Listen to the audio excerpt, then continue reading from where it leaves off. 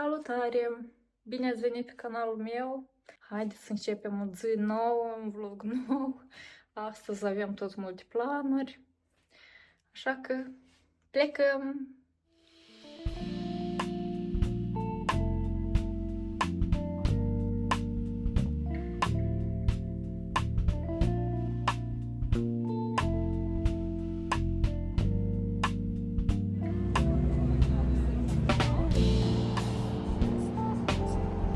Am ajuns la un outlet. Se află aici, lângă Porta Veneția, și să intrăm să vedem ce o să găsim. Interesant. Și vă arăt și prețurile. Iată căciulă de la Alexander Wang, 112 euro. Eu sunt în căutarea unei căciuli bune. Și e normal, numai că mai tare bărbătească. Și o geantă de la Alexander McQueen. Prețul 900 de la 1500 la 900. Și jachetă de la Off-White. Vedem prețul. 464 de la 1700, tare frumoasă. Și o jachetă de la Gucci. 783 de euro. Și pantaloni tot de la Gucci. Sunt foarte multe aici agenți, haine, Fendi, pantaloni.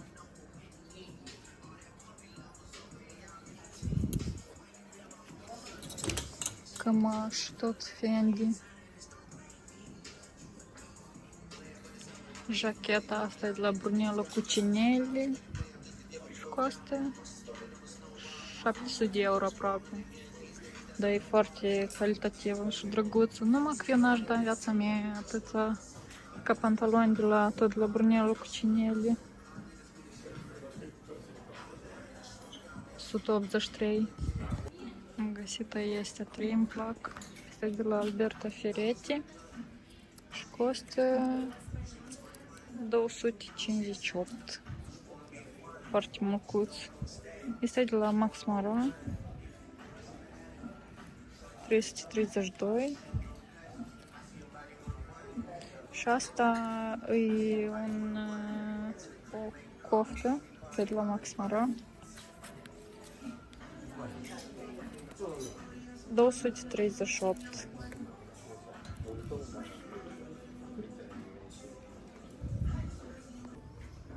Am găsit aceste cizme. Îmi plac. Costă de la 900 aproape la 276. Uite brandul. Centură de la Gucci.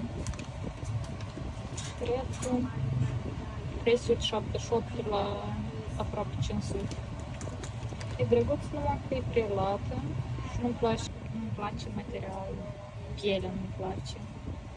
E seara, noi plecăm cu prietenii, ieșim până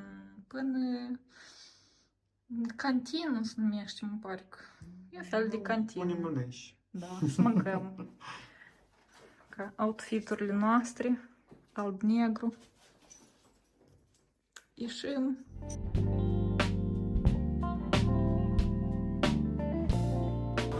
Noi am venit la un fel de cantină. Și să mâncăm noi în seară.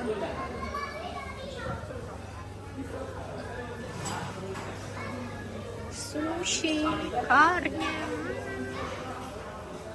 Aici e pește proaspăt, îl iei și îl dai și îl pune la grătar. Și carne.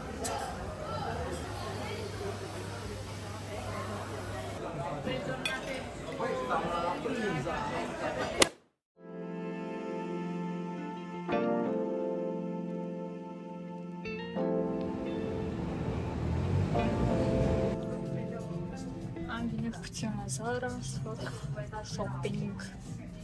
Așa că și-am ales prima așa un polo Foarte drăguț și calitatea e bună. Prețul e de 23. Vreau să probez. Aici am luat M și partea asta. Am luat M și S. Un costum sportiv, așa, vreau să încerc. N-am niciun costum așa fes. Câteodată ai dispoziție să îmbrăc numai un costum sportiv. Și o scurtă bordeaux de toamnă. Nu știu dacă să iau, dar vreau să probez. Așa un sweatshirt, o coftă, bergen. Și un maieu simplu. Eu ador așa maiouri. Să probăm. Prima am probat maioul ăsta. Parcă îți dă senzația că e două, dar el e unul.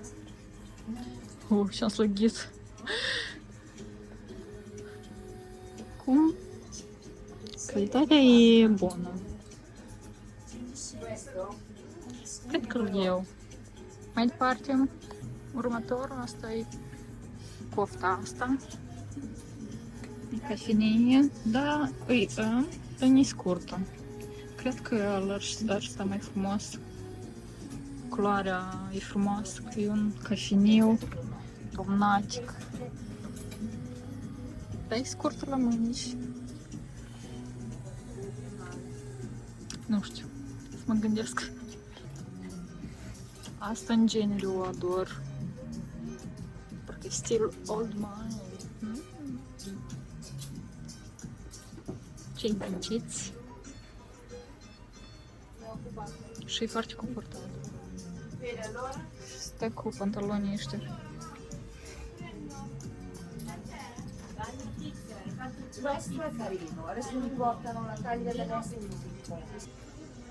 Iată costumul. Nu știu. Nu știu dacă aș putea să îmblec cu așa costum. Nu prea comod. Cofta nu-mi place deloc. Deci e largă.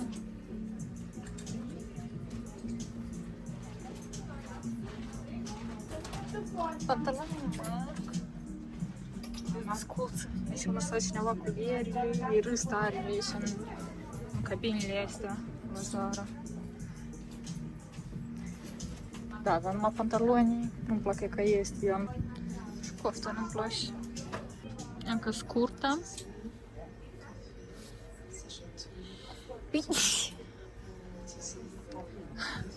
Scurta nu-mi place cum stă.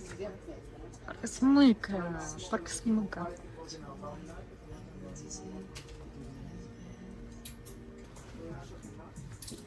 Stă prea larg. Să arăt. Iacă, parcă se pătrățel.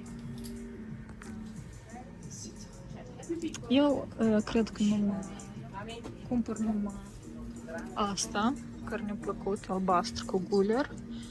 Asta neagră mă mai gândesc, fiindcă mai am o maică neagră. Aici tot mi-a plăcut, numai că nu l-am probat. Și ne lene să mă duc să-l iau și iar vin să-l probez.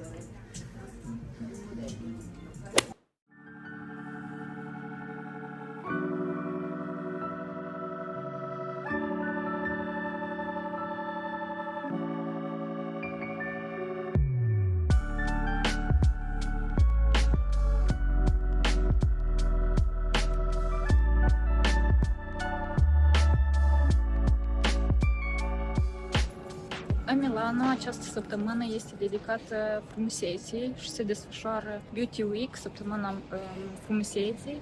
În această săptămână tot orașul este plin de evenimente.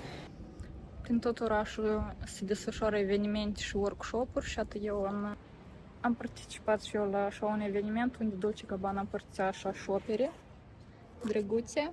În interior erau niște broșe, două broșe așa drăguțe, așa cu vă arăt. Iată așa două broșe, una e împachetată și una am despachetată, să vă arăt.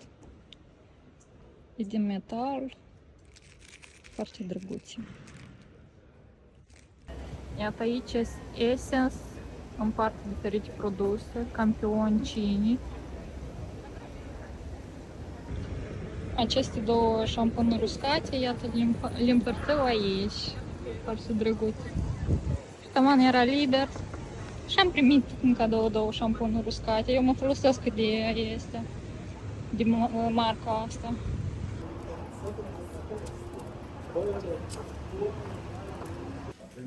Am intrat într-un magazin de ceai. Vreau să iau ceaiul ăsta. Are ștruguri, trandafir, carcade, măr, portocală, pere. Vreau să încerc. Sunt o grămăzime.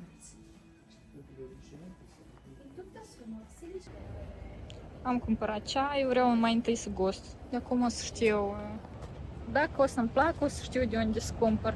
E puțin el, dar eu cred că e bun. Fiindcă eu am cumpărat alt ceai, am dat 5 euro, tot făcut în Ucraina. Și tot e gustos, doar că am vrut să încerc, poate este mai gustos. Am venit să-mi iau iPhone nou.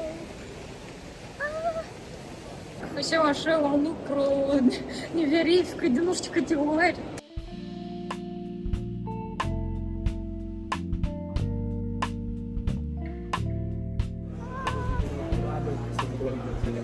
Iubesc lumea? Da, da.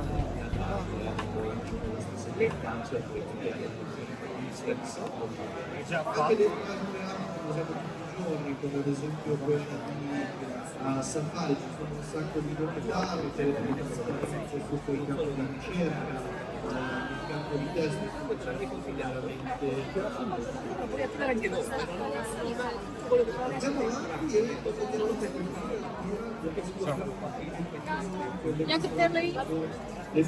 Олег Хусă, asta e de material și o să murdărească. Gata, filmez de telefon nou. Avem mai departe să mâncăm. A venit un colet nou de pe Shein și vreau să despachetăm. Să vă arăt ce am dat comandă. E puțin, da. Yuki, a venit jucăria ta. Ia uite. Asta e jucăria lui. Dar și despachetat, e format. Jucării lui Yuki. Da unde e pultul? Yuki, unde e pultul? Uite, Yuki, ce unde e jucărică nouă. Dar n-are telecomanda, unde? Așa. Doamne. Și cu tot asta. Să rup cipana și tot asta, eu nu înțeleg. Asta e made in China. Mă nervez. Amuș, ne clarificăm și apoi să arăt. Mai scurt. A este de pus în mașina de spălat ca rufile să nu și boțite. Eu credeam că și mai mari, că acolo arătau mari. Asta minge pentru masaj. Credeam că e mai scurt, minge pentru masaj. Uci lampă, nie. Asta și lampa. Eu mă așteptam că și așa de mare. De ce arătau că e mare? Uite mincinoș și Asta ne cumpărăm din China. nu mai cumpăr, gata. Și cum? Și asta e... Nu, gata, blin. Asta e... Ia uite cuier, ne Dumnezeu. Cuier pentru chipiuri. Și aici este spray pentru mâini, să dezinfectez mâinile. E normal. Aici está încă normal, da. Da.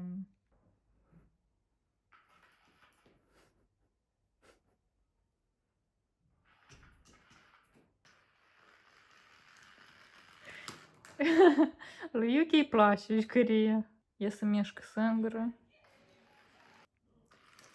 Lampa ca tare e bună, e mică, dar luminează tare. O să o încerc. Să văd. Deodată eu m-am dezamăgit, dar când am aprins-o, am văzut că luminează bine. Din cosmetic mi-am cumpărat așa o cremă de față. Eu o văzusem pe iHerb, pe Notino și nu o văzusem în niciun magazin. Asta din magazinul AVS. O adus am mult cosmetic coreană. Și vreau să încerc asta. Și am luat niște bucături bronzante care se adaugă în cremă sau în fond de ten. Vreau să le încerc. Am văzut pe internet multe recenzii că e bun. Vreau să încerc.